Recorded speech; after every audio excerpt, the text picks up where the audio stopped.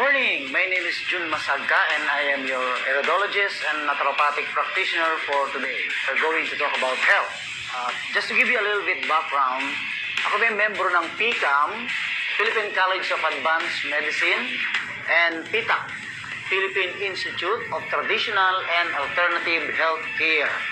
Ito po ay under ng Department of Health. Member din po tayo ng International Iridologist Practitioners Association under po naman ng USA. Iridologist Foundation of the Philippines, under po tayo ng Republic Act 8423. Okay? I also traveled 5 different countries from Saudi Arabia, Taiwan, Singapore, Hong Kong, and Australia.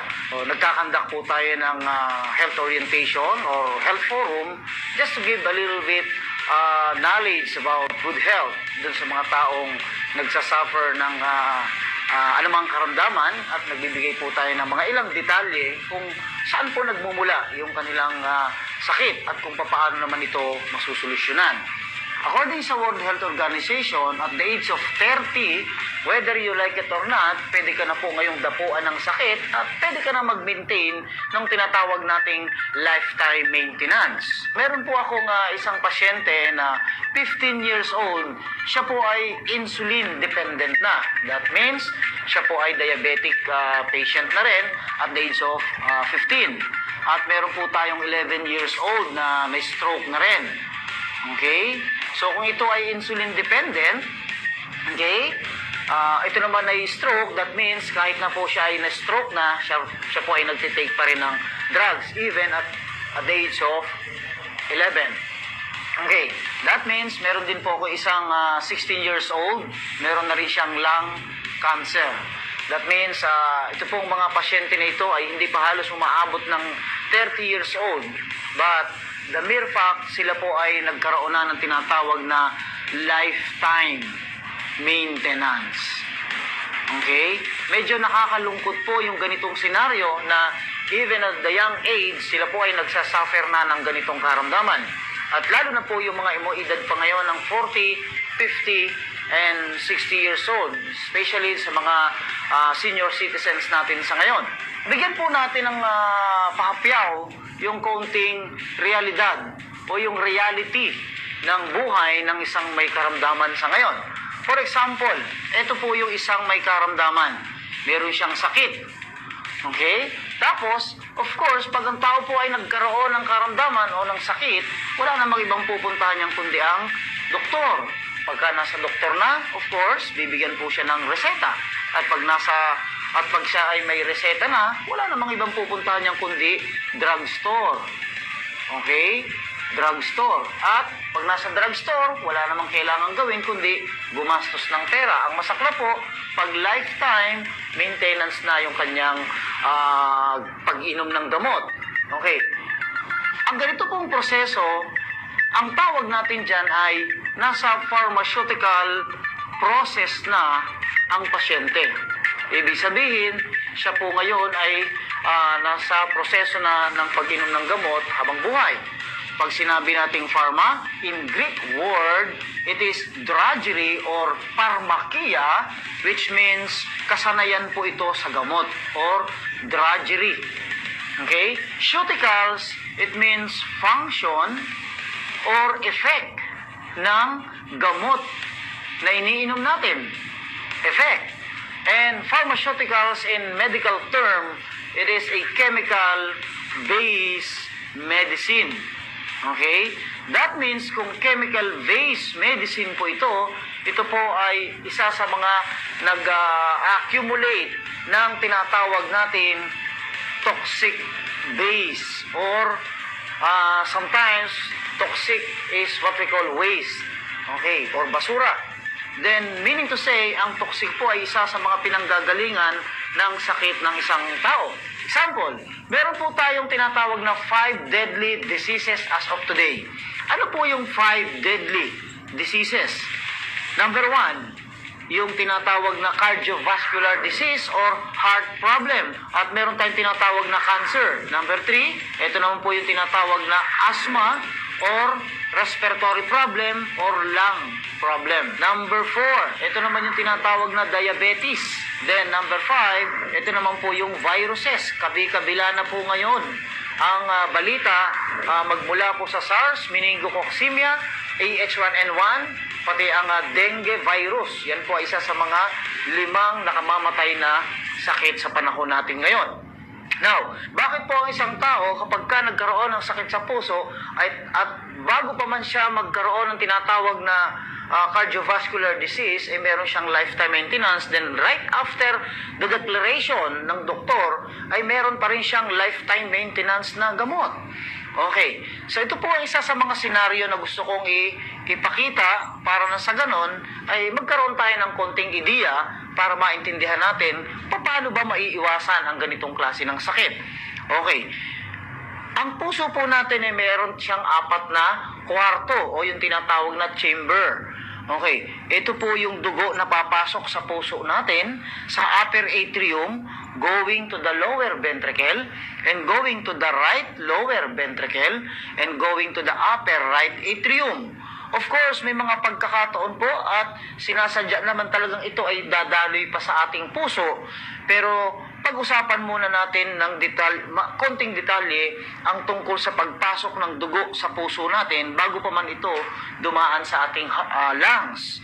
Okay, ito po yung dugo, ito yung ating tinatawag na arteries or ugat na kung saan dito po dumadaloy ang dugo natin, lumalabas at pumapasok sa ating puso. Ito naman yung papunta sa ating brain. Okay? Alamin natin kung paano nagkakaroon ng sakit sa puso na nagbumula muna sa problema sa dugo. Okay. Sabi nga natin, meron po tayong tinatawag na 5 factors o 5 dahilan kung bakit ang tao nagsasuffer ng iba't ibang klase ng sakit. Number 1, ang pagpasok po ng pagkain sa katawan natin na hindi natin natatansya o hindi natin alam kung ano yung mga pumapasok na pagkain na yan. Okay, bigyan po natin ng isang halimbawa para na sa ganun maintindihan. Ano yung paborito ng masang Pilipino na kainin sa umaga? Okay, unang-unang paboritong kainin yan, pritong itlog, pritong isda, pritong manok, pritong baboy. At hindi pa nasisiyahan, pati yung kanin, piniprito pa rin. Yun yung sinangag. Of course, nag-accumulate ka na ngayon ng fatty foods sa loob ng iyong katawan. At yan po ay halos mahabang panahon na nating ginagawa. Kung ilang taon na tayo ngayon, yun yung taon na nag-i-impok tayo o nagdi-deposit ng mga mamantikang pagkain sa loob ng katawan natin. Okay? Pangalawa, yung nalalanghap nating hangin sa labas. Okay? Pangatlo, yung iniinom nating liquids sa araw-araw. And then, pang-apat, yung sobrang pagod. Okay? Sobrang pagod ay isa sa mga pinanggagalingan ng sakit ng isang tao. At number 5, yung maling paggamit ng gamot. Misuse of drugs. Yung bang nirekomenda ng isang kaibigan, kamag-anak, kakilala na hindi na naipakonsulta sa doktor. Okay. So ngayon, ang tanong, papaano ngayon magkakaroon ng sakit sa puso galing sa kinakain natin? Okay. Ito po yung daluyan ng ating kinakain sa araw-araw. Ito po yung ating stomach. Okay? And then, papasok po yan sa ating small intestine. Pagkatapos nating nguyain ang pagkain, kailangan yan po ay durog. Kaya tayo po ay may ngipin para yan po ang ating pandurog sa kinakain natin sa araw-araw. And then pagpasok niyan sa ating stomach, didiretso po yan sa ating small intestine. Na ang haba ng ating small intestine ay 23 feet long. Okay? At ang large intestine naman natin ay 9 feet long. Okay, magbibigay po ako ng mga ilang ideya para makita natin paano ba nagkakaroon ng sakit sa puso at pumupunta yung fatty deposits dito sa ating ugat. Okay? Ito po yung ugat. Ito po yung ating colon. Okay. Ito yung small intestine. And then, appendix. Okay. Meron po tayong tinatawag na portal veins. Okay, yung portal veins na yan po ay nakakonect sa ating bawat segment nung tinatawag nating small intestine. Okay, ito ang ating liver. Liver is one of the largest organ inside the body. That is the liver. Yung pong pagkain na galing sa kinain natin na nasa small intestine, i-absorb ngayon ng liver through the portal veins, yung kulay blue. Then, yung liver, sasalain niya yung nutrients from the food that we eat at i-distribute po yan sa 11 interrelated organs natin. At isa po sa pagdadalhan niya ng nutrients ay ang puso.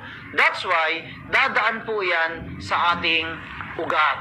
Now, nandito na ngayon sa iyong arteries. Nandun na ngayon kumakapal yung fats na tinatawag. And then, dahil makapal na po yung fats natin dito, unti-unti nang mahihirapan dumaloy ang dugo natin.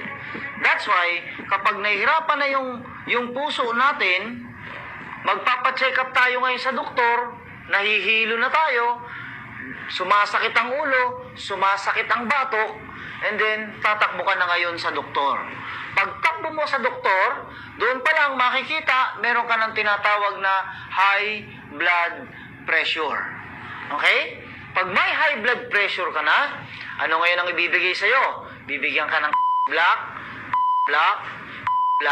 and different kinds of drugs for high blood pressure just to give your circulation back to normal. Okay? Ang ibinigay ng gamot sa iyo is, of course, that is what we call vasodilator.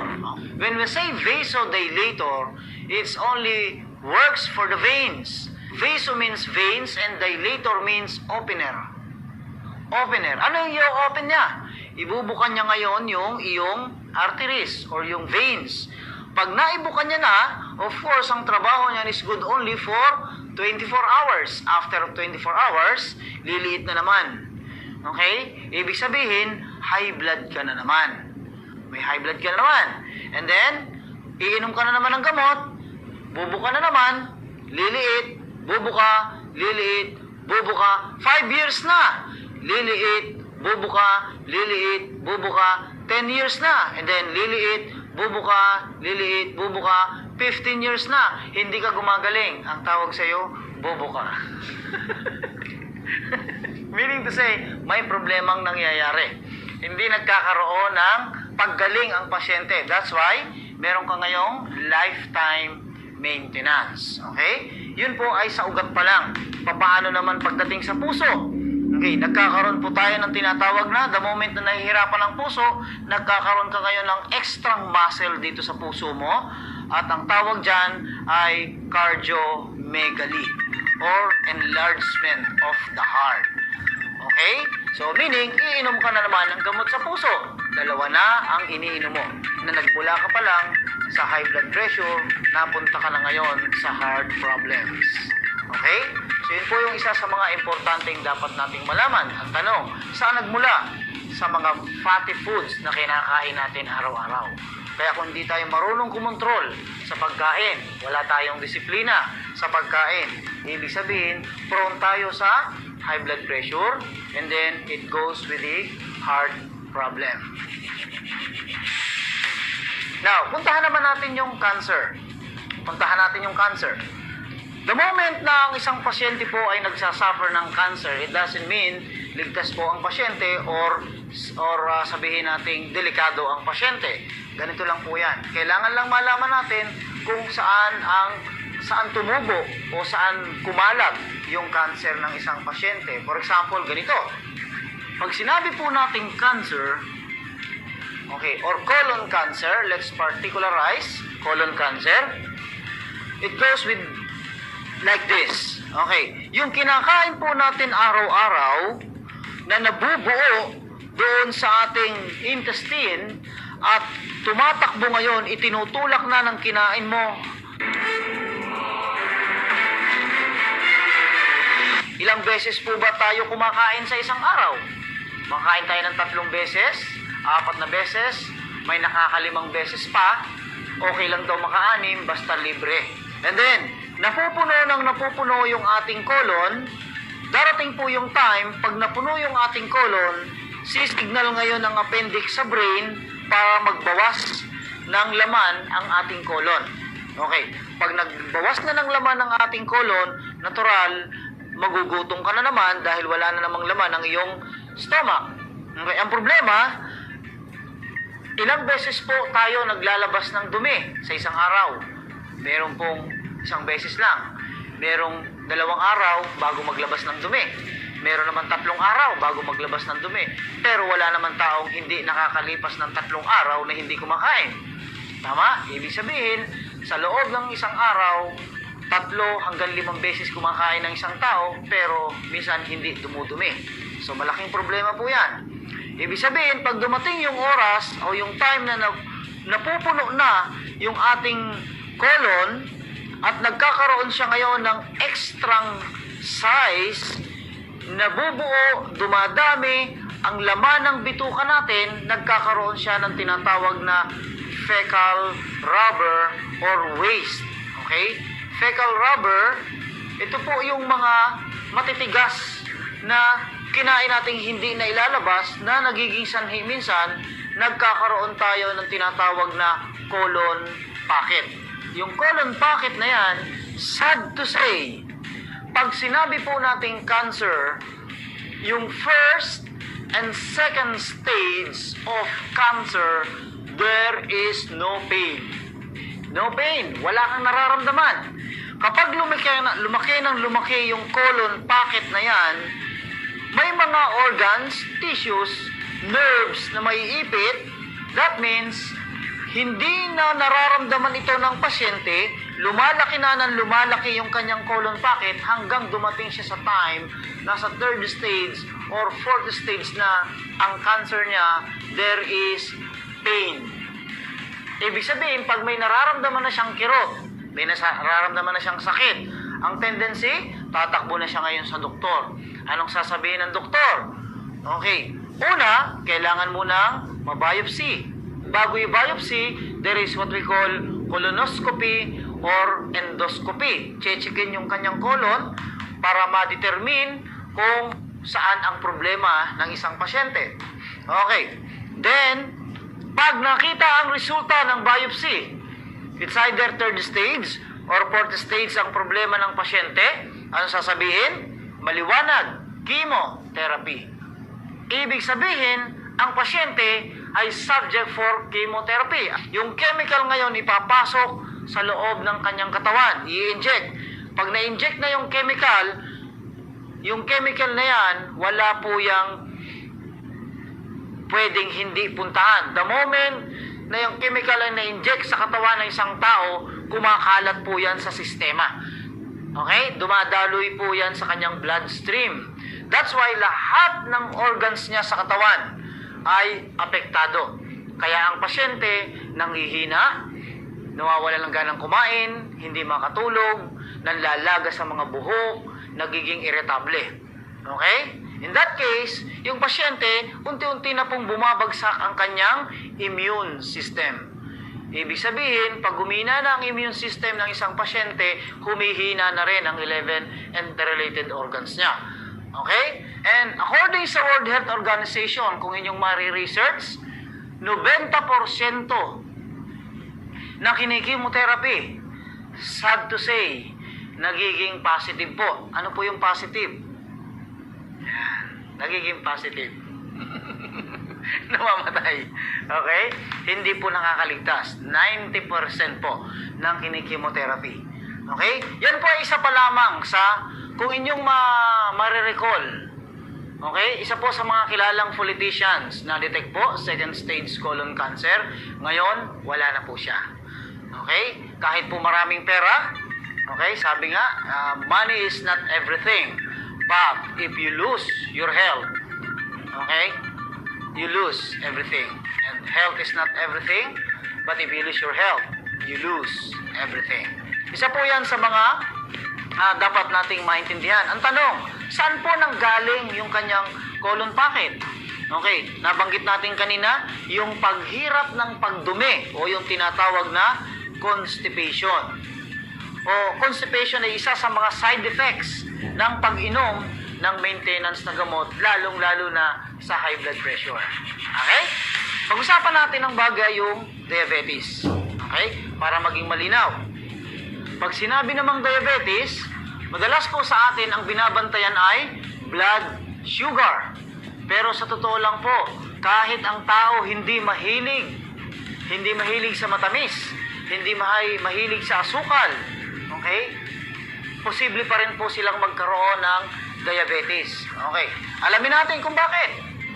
Una, ang dahilan po ng pagkakaroon ng diabetes ay dahil sa paghina ng supply ng natural insulin galing sa ating pancreas. Okay, ito po yung ating pancreas. Sa Tagalog po niyan ay lapay. Nandito po yan sa ilalim ng ating stomach at nasa ibabaw naman po siya ng ating transverse colon, yung kulay dilaw na yan. Yan po yung ating pancreas or sa Tagalog, lapay. Ito po, meron siyang tinatawag na beta cells.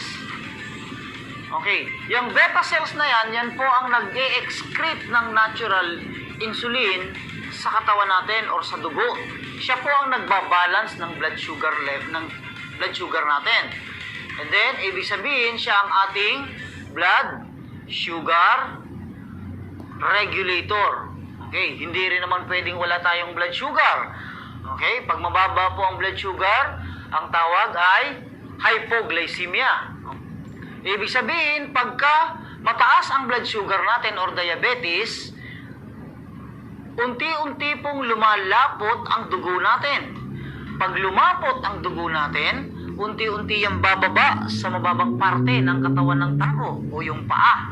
At doon sa paa, dahil hindi makapag-supply ng nutrients, dahil lumalapot na yung dugo papunta sa paa, nahihirapan na po bumomba ng dugo yung ating puso. That means, pag nahirapan na siyang bumomba, naninikip ang dibdib ng pasyente, nahihirapan na siya ngayong huminga at madali nang mapagod, nananakit ang mga paa, pagising sa umaga parang may mga tumutusok-tusok sa paa niya. That means, dalawa na po ang problema niya, sa diabetes at sa puso. Kasi hirap nang mag-supply ng nutrients yung kanyang puso sa kanyang paa o sa kanyang pancreas. That means, ano po ang mangyayari? Magkakaroon ng tinatawag na gangrene wounds o yung pagkakaroon ng nabubulok na sugat. Okay? Gangrene wounds. Nabubulok na sugat. Pag nagkaroon na siya ng nabubulok na sugat, meaning, anong sasabihin sa kanya ngayon ng doktor? Kailangan na ng above the knee amputation. Sa Tagalog, putol paa. Okay? Pag naputol na yung paa, ang tanong, magaling na ba yung kanyang diabetes? Hindi pa rin. Hindi pa rin magaling ang diabetes. Bakit? Pinutol lang ang kanyang paa. Hindi naman ni-repair ang kanyang pancreas. That means, meron pa rin siyang problema. Otherwise, after a month, after a year, kabilang paa na naman ang puputulin. So, kung kanang paa ang pinutol ngayon, next year, kaliwa naman. Balance na siya ngayon. So, yun po yung senaryo na ang binabantayan lang po natin kadalasan, yung resulta na ng problema ng pasyente. Hindi po natin inaalam kung ano yung nagiging dahilan ng problema ng pasyente. Malaki po ang pagkakaiba ng prevention at saka ng cure. Kadalasan po kasi sa atin, yung cure ang binabantayan na natin, yung prevention, hindi. Kasi hindi natin alam kung saan po ito nagmumula. Kailangan po natin itong maintindihan. Marami po sa atin alam yung words na prevention is better than cure. Yan po ay alam na alam ng marami. Kaya lang, ang tanong, yan po ba ay nai-apply natin sa katawan natin? Mostly, 99% po, hindi nai-apply yan. Bakit? Hindi naman alam nila kung ano yung ipe-prevent. Hindi nila alam kung ano yung tamang kakainin. Hindi nila alam kung ano yung liquids na dapat papasok sa katawan natin. Kaya madalas po sa atin, pag nakapanood lang ng advertisement ng telebisyon, mahilig sila sa soft drinks, mahilig sila sa mga preservative juices, iced tea, sa mga extra energy drink, yung mga preservative juices, powder juices, lalo na yung mga kabataan natin ngayon. Okay? So, even a single soft drinks can give you 8 teaspoonful of sugar, a single bottle of soft drinks. Okay? Na hindi po yan babanggitin sa ating commercial. Okay? So that means isa po ito sa mga dahilan kung bakit ang tao nagkakaroon ng sakit, hindi nila alam kung ano yung iiwasan nila. Ang gagawin lang nila ay sasagutin na lang yung problema pagka nandyan na, hindi iniiwasan. Okay? So, ngayon, punta po tayo sa solusyon. Ano po yung kadalasang solusyon na ginagawa namin mga naturopathy at mga iridologists? Okay, hindi po namin tinitingnan kung ano agad o ano yung dapat ibibigay na synthetic drugs or medicine. Hindi po kami nagre-recommend ng any kinds of synthetic drugs, any kinds of drugs. But the thing is, ang tinitingnan po namin kung anong organs po ang problema ng isang pasyente. Okay? Kaya po ang tawag sa aming mga practitioners ay iris analysis. Through the iris, na-analyze po namin kung ano yung mga organs niya na nagkakaroon ng problema na pinagmumula ng sakit. For example, ganito po. Within the iris of the eye, nandito po yung mga signs o yung mga nakikita namin na mga organs na may problema like liver, colon, pancreas, heart, lungs, and many other organs na pinagmumulan ng sakit ng isang pasyente. At ang ginagawa po naming solusyon ay ganito. Even in the US today, ang kadalasan na po na solusyon na ginagawa ay from nutraceuticals. Ang nutraceuticals po is what we call the nutrients. Nutra means nutrients. Ceuticals means the same function. And function, of course, it is the effect of nutrients. And nutrients should be natural. And natural, of course, it is a God's gift. Kaya po may mababasa pa rin kayo o maririnig sa mga advertisement. Ano ang gusto mo? Chemical o natural? Okay? So, that means natural po ang approach ng mga iridologists.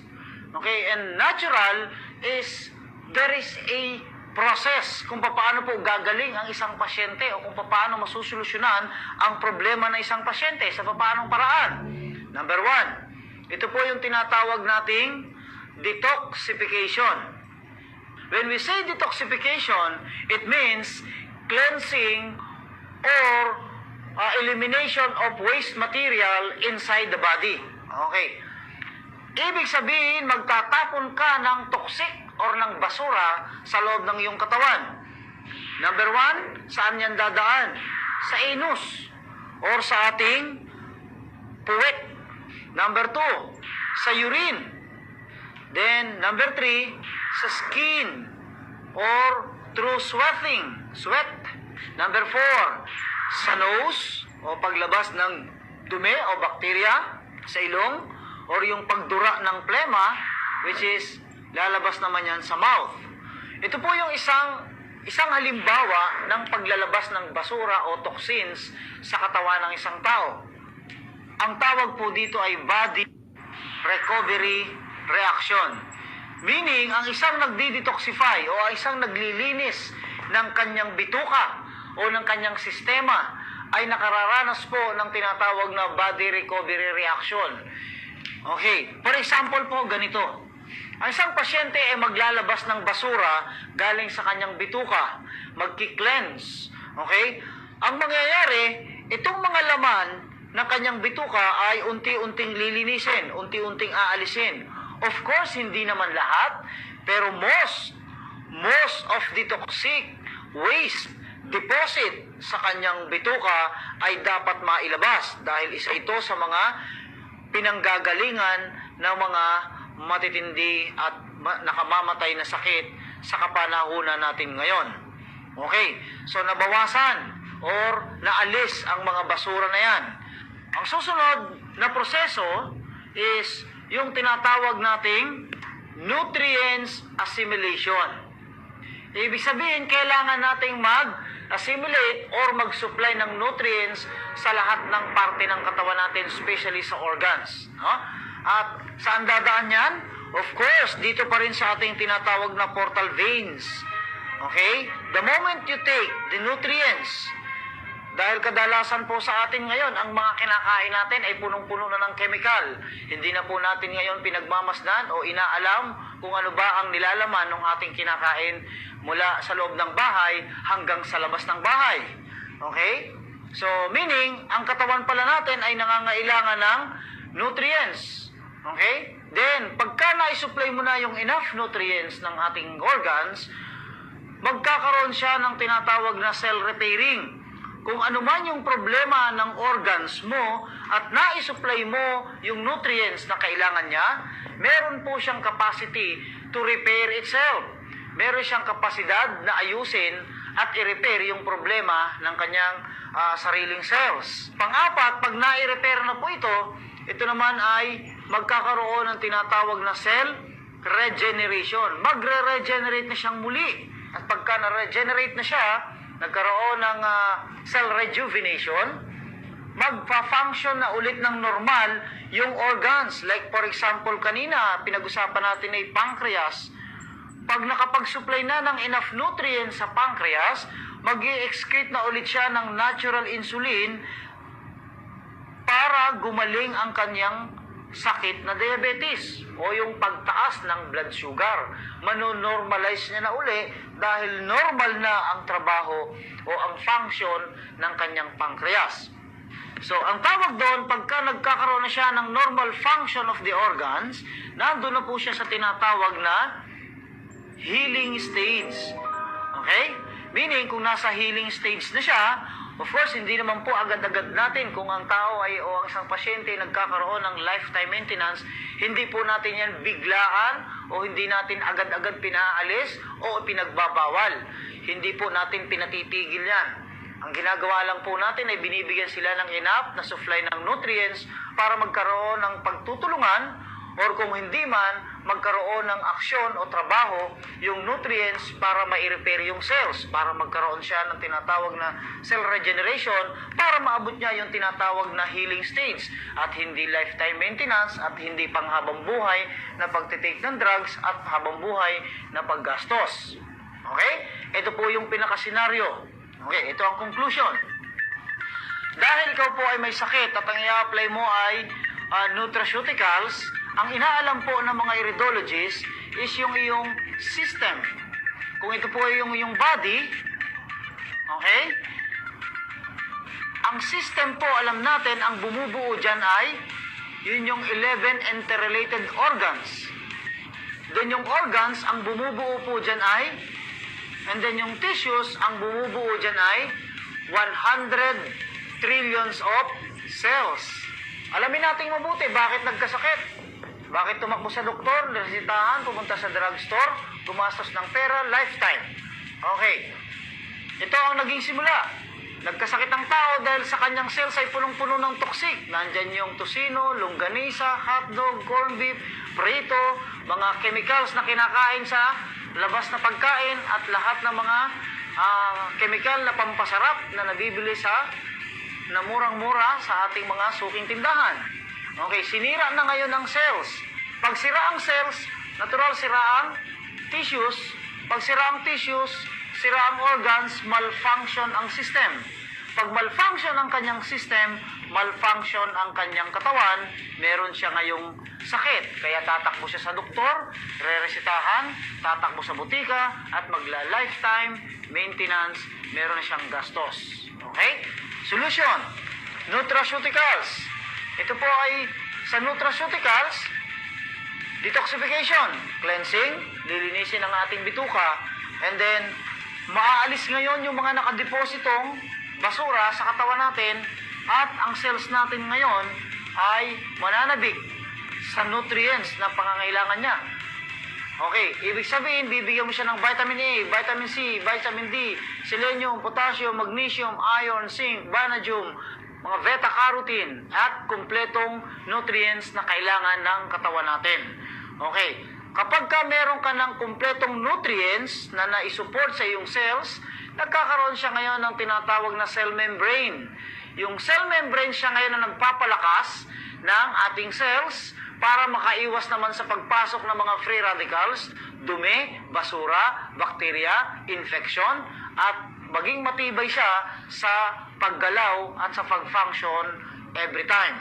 Then, pag malakas na yung cells, of course, strong ang tissue, and then strong ang organs. Pag strong ang organs, normal ang function ng ating system. Pag normal ang function ng ating system, of course, normal ang function ng ating katawan, wala na po tayong sakit, at hindi na tayo araw-araw gagastos ng panghabang buhay na gamot. Okay? Yun po yung nutraceuticals na inirekomenda ng bawat naturopathic practitioner or iridologist as of today.